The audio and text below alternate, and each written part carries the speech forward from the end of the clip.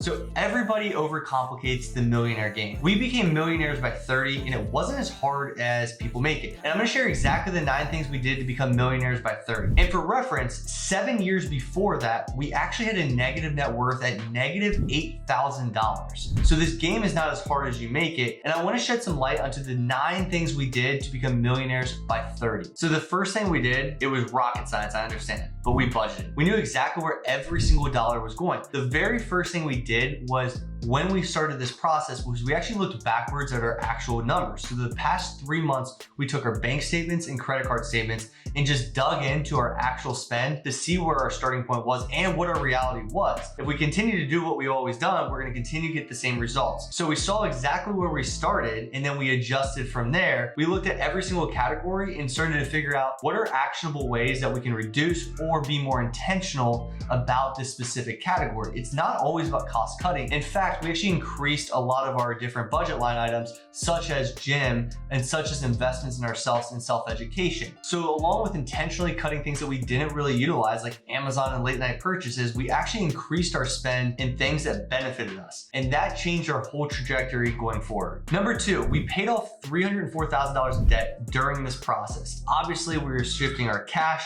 on our balance sheet to our debt. Therefore, from an accounting perspective, it wasn't really increasing our net worth, but what happened was the intentionality behind making more money, being more disciplined, and being more intentional to pay that debt off. We used a simple amortization schedule that we use in conjunction with our budget as well as our balance sheet. So we had a whole entire systematic approach where we made this a lot easier. We knew before it started, which I think is the biggest key for most people, is to simplify this game. We knew how much principal we would pay, how much interest we would pay, and also the exact timeline to the penny. And we spent no more than 30 minutes a month because everything was systematically designed to make our lives a lot easier. And number 3 is increasing our income. So we started at $92,000 in income between the two of us. I was making $50,000 out of school at Deloitte and my wife was making about $42,000 at the time. One of the biggest things I think during this process was increasing our income to speed the process up. But I want to caveat this. Too many people get so enthralled by the income being the only answer to this whole equation. The income was one of 9 things. And all income does is speed up your process. It doesn't actually change the fundamental nature of how you approach your finances. Somebody making $60,000 and somebody making $150,000 should ideally have the same fundamentals and same approach to finance. So obviously the person that makes $150,000 versus the person that makes $60,000 is going to go a little faster, assuming their fundamentals are in check. Now, oftentimes what I really see with working with over thousands of people is that typically the person making more is more lackadaisical about the approach. And then therefore, the person making less actually does end up lapping them with time. Not always the case, but a lot of times. So don't anchor to income. Income's important, but don't think that's the only solution. That's not gonna fix your problems. You can make a ton of money. We've seen lottery winners, we've seen athletes, and it just doesn't always work unless they have systems designed. And you start when you don't have the money. Hence what we did is we started when we had a negative net worth and we built to become millionaires, and we knew we could, but we had to do what millionaires did before we got there. You don't magically just start a millionaire or start with those income and those levels. It's the habits and discipline that you build along the way. Number 4, no FOMO investing. We didn't waste our time catching the latest trends, seeing the latest stocks and the little arcs of the world. They stink and they always will. And if you always chase those little shiny objects, you're always going to be a victim of the media and you're gonna lose. Number 5, we save 20% of our income. And there's so many people out there that complain, woe is me, we can't do that. You know what? Then you're not gonna win. So if you keep saying that and telling yourself,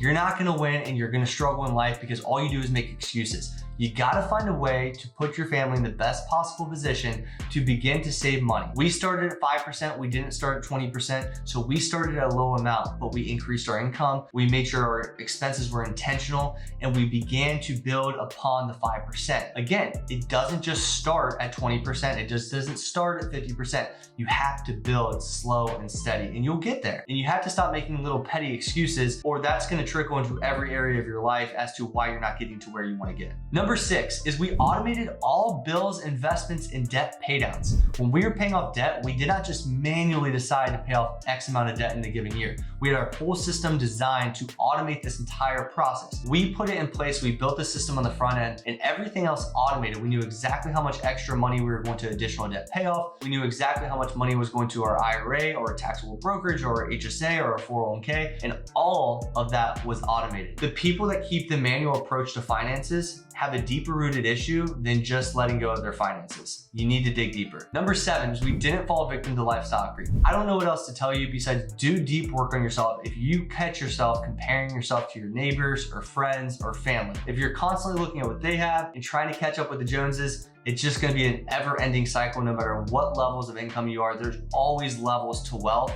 and that will never end at any point in time. So if you're doing it now, you're not going to change when you're 4 decibels higher. It's just not going to work. So you have to do the deep work now so that you don't fall victim to lifestyle creep. It's never something that came up in my situation. We were always very confident in what we were doing, and we didn't care what other people thought naturally. So it came easy to us. But for some people, I know this is a huge hurdle. Number 8 is we invested in low-cost index funds and ETFs. You don't have to hit the lottery to build a lot of wealth. You really don't. You need time, you need contributions, and you need asset percent return. And that asset percent return comes with good quality, low-cost index funds and ETFs that are designed within your risk profile and within your goals of your financial situation for the long term. It's a super simple approach. You don't put any time into it. You automate, you dollar cost average this whole entire thing out. And it's really, really easy and also very successful, and it will put you in the top echelon of investors. And then lastly was consistency.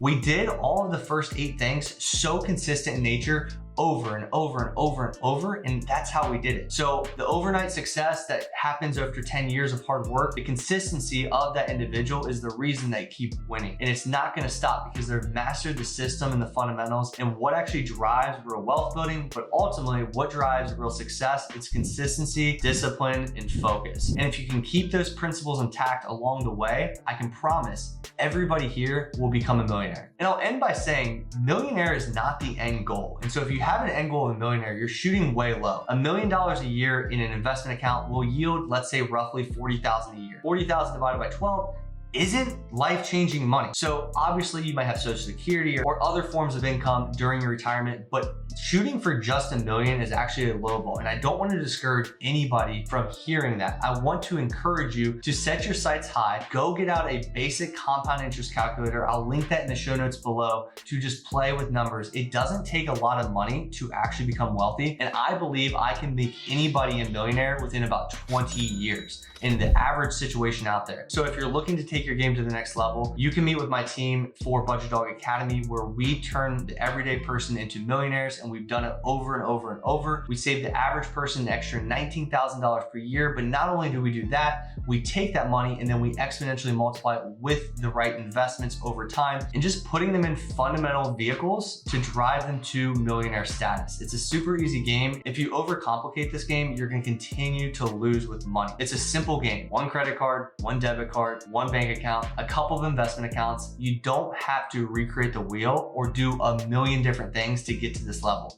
It's time, it's consistency, and it's basic wealth building things. If you want to work with me inside my Budgetdog Academy, go into the show notes below and apply to work with my team, and I will see you next Monday.